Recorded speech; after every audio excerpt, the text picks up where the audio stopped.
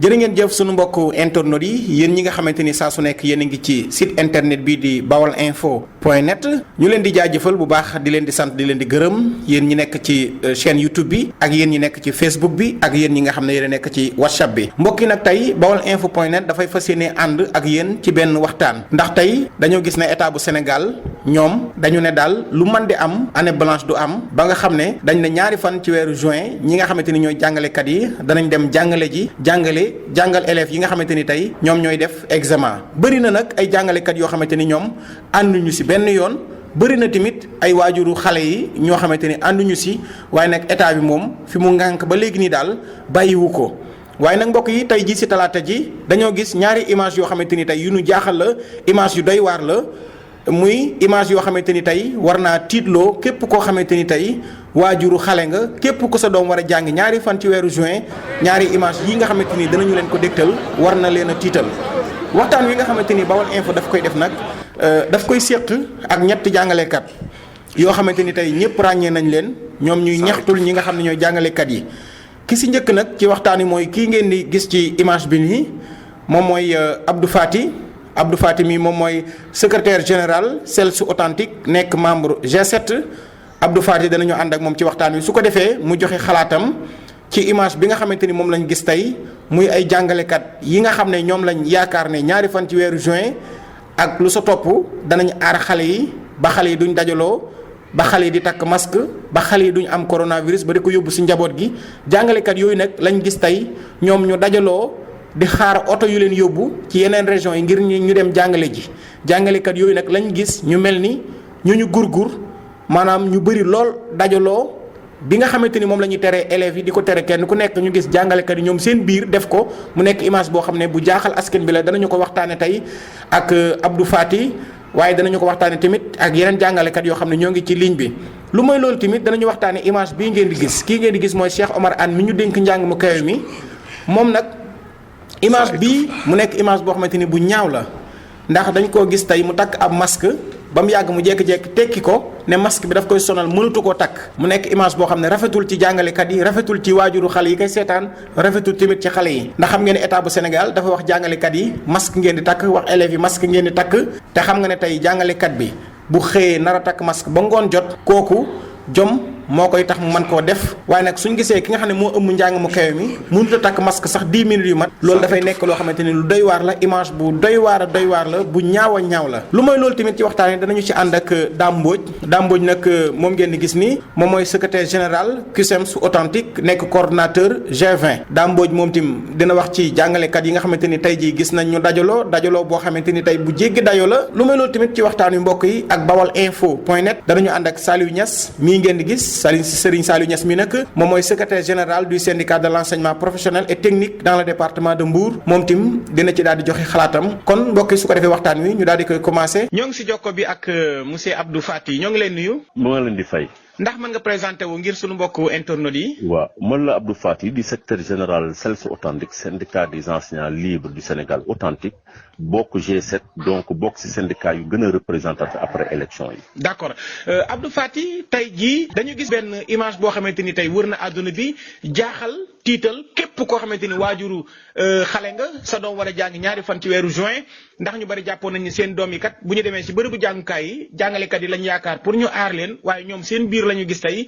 ñu dajaloo mel ni lu ñu leen gurgur mu nekk image boo xamante ni bu doy waar la yow en tant que jàngalekat lan moo ci sa xalaat. waaw li sama xalaat man fa laa jóge nii terminus Liberté 5 ñëw xool conditions yi ba ñu ñëwee ñu yéeme ñu affaire bi yéem ñu trop nguur bi lim ñu waxoon mooy ñu teg nañu jéego yépp pour que organisation départu kaar yi mu leer nañ yëf yi leeru ñun nag ay soldats lañ du ñu ay soldaaru kaaraange du ñu ay soldaaru wérgu yaram mais réew mi ñu woo ñun ñu mobiliser wu bañ rek ñu tam ñu dëmm naan jàngalekat yi dañu bëgg di fayu du ñu laal moo tax bañ ñu woowee jàngalekat yëpp ñëw taxaw foone nag rafet njort ni nguur gi jël na dispositif yëpp yi war a dem Njaareem taxaw nañu ñi war a dem Thiès taxaw nañu wante ba ñu ñëwee dañu fekk ni parewuñu jàngalekat yi am si dal c'est vrai que fu ay milliers de jàngalekat daje regroupement am na ñu am si dal demuñu ñibbi gerduñu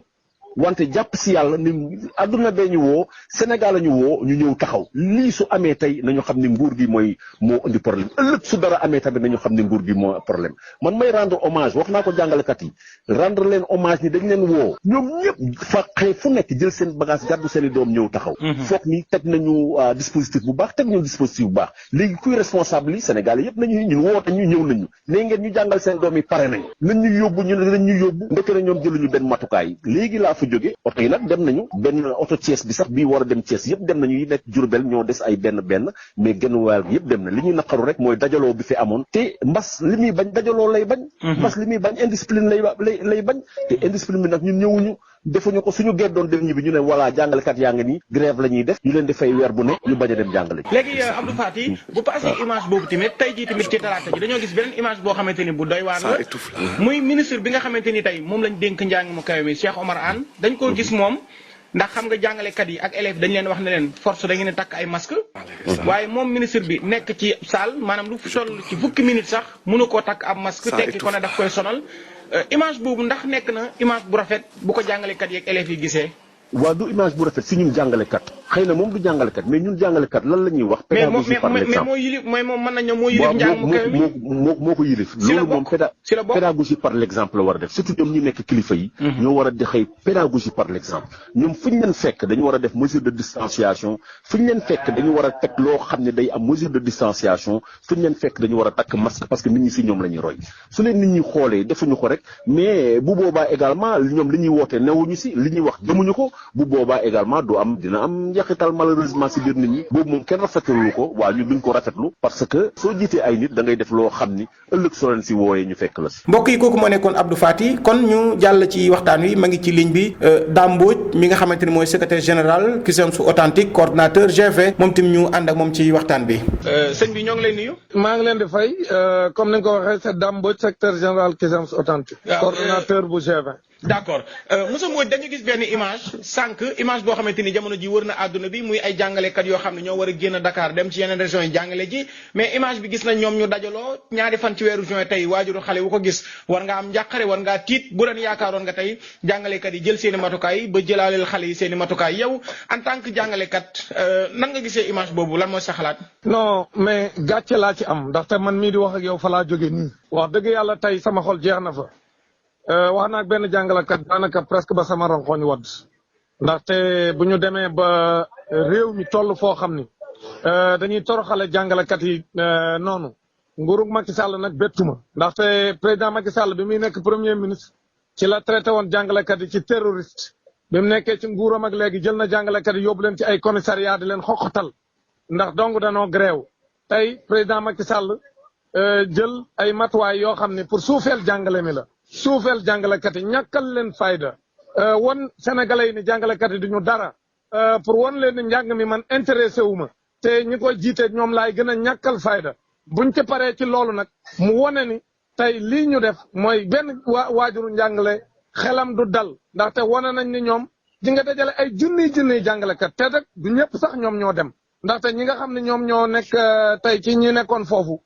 ñi mooy ñi jógee Dakar dem Thiès ak ñi jógee Dakar dem Diourbel moo lay wan ne kon li ministre bi di wax te ay junniy jàngalekat ñoo fa tase tey moo lay wan ne li ministre bi di wax ni li mu concerné ci jàngalekat bëriwul tey jii wane na ni ministre Mamadou Talla du ministre buy wax sénégalais yi dëgg moom nag ministre Mamadou Talla dama ko tuddee woon ca weer yee ñu génn ndondi bu ñu daakaande ndaxte ndondi bu ñu daakaande mooy koo xam ne moom xamul lu muy def day tëñax te doonu ci dara moom président Macky Sall nag moom moo ñu yàpp ñun jàngalekat yi moom moo ñu wan ne faalewuñu ñàkkal ñu fayda mais parents yi képp ku gis lii tey bu sa xel daloon tamit pour nga yóbbu sa doom ci daara yi war ngaa xam ne bu sa xel dalee tamit yaa ngi ci erreur ndaxte tey lii ñu def nga xam ne amul benn disposition bu ñu jël amul benn matuwaay bu ñu jël pour jàngalekat yi ñu teg leen fi ñu leen war a teg bu ko defee ñu dem ci dal. ñu dem ku ci nekk fi nga war a dem. loolu wane ni ñoom nekkuñ ci lu ñu xam. mais monsieur Mbodj lu tax ngeen nangu rassemblement bi. waa déggoo li ma la wax jàngalekat yi ñoom xam nga dañ leen di woo rek ñoom ba ñuy dem xamuñu woon ni nii lay mel dañoo jàppoon ni jël nañ seen i matuwaay ndax comme ministre bi moo wër fépp ne jàngalekat yi mu concerné bariwuñu daan ni tey Thiès ak Diourbel kese ñooy ñëw ñun danoo jàppoon ni danoo jël seen i matuwaay ndax ñoom ñoo xam ñaata jàngalekat la woon. mais tey biñ fa demee gis nañ ni kon lañ ñu waxoon dara du ci dëgg te jàngalekat yu bari ñu ngi Ndakaaru kon nag bu ñu commencé imaginer buñ ci boole woon waa Ndar boole ci waa Kaolack boole ci waa Ziguinchor te ñun ñëpp ñu ngi Dakar actuellement di ay jàngalekat te nag waxaguñ élèves yi nga xam ne ñoo ngi Dakar war a dem ñoom tamit ci région yi pour jàngi moo lay wan ne ñii duñu nguur goo xam dañuy wax nit ñi dëgg. d'accord nguur lañ goo xam ay tappalekat lañ léegi Dame Mbodj mais daam tey bu ñu demee élèves yi am coronavirus jëlee ko ci école yóbbu ko ci waa ci kër yi kan mooy responsable bi. président Macky Sall mooy responsable bi parce que nee nañ ko ñun syndicat jàngalekat yi en tout cas syndicat yi nga xam ne nekkuñu ay syndicat corrompu nee nañ ko na dakkal lii mu xam ne moom la décidé ni ñaari waxtu ci weeru juin dañuy delluwaat ci daara yi ñu jàng nee nañ ko loolu wóorul ndaxte feebar mi ngi law Sénégal mi ngi yokk te xale yi bu ñu dajaloo ak jàngalekat yi feebar bi daañ ko wàllante seen biir bu ko defee ñu yóbbuwaat ko ci quartier yi amul woon yëpp ñu am te tey jii dama lay wax beneen mbir bu ci nekk région yi nga xam ne jàngalekat yi ñoo ngi fa war a dem yëpp te amuñu ay cas bu jàngalekat yi ne cëpp dañ leen di daw jàngalekat dañoo nar a nekk ñu leen di daw ci région yi nga xam ne amuñu ay cas te loolu lépp président Macky Sall moo ko yóbbee jàngalekat yi. d'accord kon nag mu wan la ni moom suufeel jàngalekat moo tax mu def lii ak di déglu ay décision yoo xam ni ña koy jël ña nga ca bitim réew parce que moom président Macky Sall chef de village rek la ci mbir mi lépp luy décision bu mag ca France la d'accord mais Dame Mbodj tamit tey dañoo gis benn image tamit boo xam ne bu ñu jaaxal la ndax xam nga jàngalekat yi dañ leen a wax ne leen force da ngeen a sol ay masque ak élèves yi maanaam suba ba ngoon ñu soli masque tey dañoo gis ministre bi ñu dénk njàng mu kaw mi Cheikh Omar Anne lu mat fukki minutes sax mënu see takku masque ba génn masque bi ne da koy sonal bëgg a jël takkaloo jàngalekat yi suba ba ngoon masque ak élèves yi ndax dina yomb si ñoom image boobu nan ko gisee. léegi nañ ko gisee mooy jàngalekat yi nga xam ne ñoo nekk ci région surtout yu tàng yi nga xam ne ay Tambacounda ay Kolda ay Kédougou ak ay Matam ñoom dañ ñoo wax ni ñu léegi nañu gouvernement bi wax nan lañ nar a defee ci classe yu tàng yoo xam 45 degré moo fa am nan lañ nar a takkee suñuy masque di jàngale ñu nag suñuy élèves loolu day firndeel loolu kon nag ñoom bu ñu demee ba ñoom gouvernement bi mun ñoo takk masque yi ñoom ministre yi masque yi da leen a lakkal parce que nee nañ dafa tàng bañ koy dindi waa kon ana jàngalekat yi te moom salle ba mu nekkoon dafa am climatiseur waa kon ana jàngalekat yi nga xam ne ñoom ci ay salle yu tàng yu nekk 45 degré la xanaa loolu mooy na jàngalekat yi dem deewi jàngalekat yi dama ni leen bu ñu ubbee gis ni condition yi matewu ko pour que ñu mën a takk seen i masque jàngale comme niñ ko waxee te xale yi ñoom dañoo wax ne ñoom presque malade bi ñoom ñoo ko gën a mën a lawal te ñoom du leen def ay formes yu sévère mais jàngalekat nga xam dañoo feebar ñi am feebaru roño ñi am feebaru diabète ñi am feebaru tension dañ leen wax bu ngeen demee buñ leen naree imposer loo xam ne seen wér-gu-yaram mayu leen ko na ngeen sànni cré yaag livre yaag lépp foofa ngeen ñibbi seen kër ñu taxaw nag jàmmaarloo ak nguuru président Macky Sall parce que nag li mu bëgg mooy rey jàngalekat te duñ ko nangu. jërëjëf Dame Mbodj ñoo lay sant la gërëm. jërëjëf. ginnaaw Dame Mbodj kon mbokk yéen a ko déggandoo ak moom ni mu ñaawloo li nga xamante ni tey moom la état bi yore njàng meeg njàngale mi moom sax dafa jàpp ne état bi faalewu leen fulaalu leen daf leen a doye dal. ñoo ngi si jokko bi ak benn jàngalekat Saliou Niass Bawal info point net maa ngi lay nuyu. maa ngi leen di fay bu baax waa Bawal info point net. d'accord yow jàngalekat nga ndax mën nga présenté wu. waaw man maa ngi tudd Serigne Saliou Niass di jàngale ci benn école bu nekk département de Mbour en même temps aussi ma nekk syndicaliste nekk le secrétaire général du syndicat de l'enseignement professionnel et technique dans le département de Mbour. d'accord monsieur Niass dañu gis benn image bi njëkk a jàngat mooy jàngalekat yi dajaloo bi nga xamante ni tey image la boo xam ne wër na àdduna bi ñu gis ay jàngalekat yu dajee ñu war leen a yàpp ci ay bus. ay Dakar Dem Dikk yóbbu leen ci yeneen région yi te tey ñaari fan ci weeru juin ñëpp dégg nañ ministre bi li mu wax danañu jël seeni matukaay waaye balay dara xew image bi ñu gis tey képp kuy waajuru xale njort nañ ne buñ ko gisee sa xel war naa teey fii ak ñaari fan ci weeru juin yow nga nekk syndicaliste nekk jàngalekat image boobu lan moo ci sa xalaat. effectivement comme ni ngeen ko gisee noonu rek ñun waa Sénégal ñëpp mu nekk image boo xam ni image bu déplorable la et c'est inacceptable aussi mais dañuy wax ne toujours rek la faute revient donc à l'État parce que dama jàpp ne ouverture bi muy reprise classe yi warutoon a nekk loo xamante ni dañ koy def li nga xam ne dañ koy profito instant bi maanaam dañ profito jàngalekat yi maanaam dispositif yi mu waroon a jël yëpp jëluñu ko loolu mooy feeñ ci image yi ngeen di gis manque de cohérence bi nga xam ne moo am ci suñ gouvernants yi loolu mooy reflété war ci image parce que supposons ay collègues yi nga xam ne des centaines de collègues nga ne dañ leen di daje ci benn milieu boobu ñoom ñëpp ci la ñuy daje oto yee fa la ñuy nekk ñu ne ñi ci milieu yooyu ci la ñuy mën a foofu noonu rek la mën a daje pour ñu mën a déplacé wu loolu bu amee rek foog regroupement am foog chamboulement am te loolu lépp c'est dû à l'État man dama jàpp ne affaire yi mën nañ ko woon a organiser d'une autre manière bi nga xam ne tey regroupement benn du am mais comme que nag jàngalekat yi dem nañ ba xam ne benn moyen boobu rek lañ mën a am pour se déplacer il faut que ñoom ñu dem foofu ils sont obligés parce que dañ leen a mettre dans l'obligation. léegi la moo tax jàngalekat yi lànkuñu. xam nga jàngalekat ci Sénégal dafa xaw a weex donc parce que d'habitude on nous traite de tous les noms d'oiseaux déjà buñ lànkoon rek li ñuy njëkk a wax mooy mettre nañ leen dans les dispositifs yi nga xam ne dana leen permettre ñu mën a dem déplacer wu ba fuñ di jàngale te duñ fay dara léegi ñoom ñoo lànk à leur propre gré te ne ñoom duñ dem jàngale dañoo bëggut a jàngale ci alors que chaque fin du mois ñu fay leen xam nga loolu aussi dafay day nekk li nga xam day yàq image yu jàngalekat aussi dem nañ ba tollu moment bi nga xam ne ils étaient donc à l'obligation mënatuñu reculer face à cette situation xam nga bul damay bañ nga jël faute bi yëpp nga revenir ko au niveau des enseignants parce que d'abord ki organiser loolu ngay wax ba pare parce que enseignant dafa am li ñuy wax naan le devoir de l'enseignant. d'accord jërëjëf monsieur Niass. waaw jërëjëf. kon mbokk yi loolu moo nekkoon waxtaan wi ak baolinfo.net ngeen mën a abonné ci sunu chaîne YouTube ngir ngeen di mën di jot suñuy xibaar bu leen di fàtte di bës nag